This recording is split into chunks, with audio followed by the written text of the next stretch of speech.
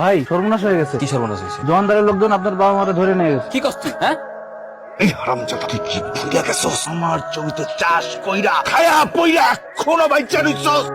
এই যে হারামজাদা তোর এত বড় সাহস! করেন গুলি। আমি তো কোনো অন্যায় করি নাই। অন্যায় করছে আপনার মাইয়া। আপনি আপনার মাইয়ের লেখাপড়া করাই শিক্ষিত বানাইতে পারছেন, কিন্তু পারিবারিক শিক্ষা দিয়া আর মানুষ বানাইতে পারেন নাই। আপনি আপনার মাইয়ের যে অতিরিক্ত ভালোবাসা দিয়ে লাই দিয়ে বড় করছে, আপনার এই ভালোবাসাই কাল ছাপে খায়। আপনি কি ভাবছেন পুরো এই গ্রামবাসী আপনার সম্মান করে? আপনার ডরে সবাই আপনার উপরে উপরে সালাম দেয়, ভালোবাসে, কিন্তু ভিতরে ভিতরে আপনার পিছনে সবাই আপনার নামে থু ফালায়। আপনার এক কুলাঙ্গার মাইয়া গ্রামে বইয়ে যা যা শুরু করতেছে, আমি লেখা দিমু সামনে নির্বাচনে আপনি একটা বড় পাইবেন না, আপনি পাস করবেন না। চাচা, আপনি এই গ্রামের চেয়ারম্যান। আমরা সারাটা জীবন আপনার সেবা নিছি, কোনোদিন আপনার কথার উপরে কথা কই নাই, মাইনা নিছি, যা ইচ্ছা তাই কইছে। চাচা, একটা কথা মনে রাখেন, মানুষ যেই কয়দিন বাঁচে ওই কদিন সম্মান নিয়ে বাঁচার চেষ্টা করে। এই শেষ বয়সে যদি আপনি আপনার সম্মান হারান, এর সাথে কষ্টের আর লজ্জার কিছু হইতে পারে না। চাচা, আপনার একটা কথা কইতে আছে, সন্তান যেমন বাপমার মুখ উজ্জ্বল করতে পারে না, আবার এই সন্তানই পারে বাপমার মুখটা কলঙ্কিত করতে। কথাটা মনে রাখেন।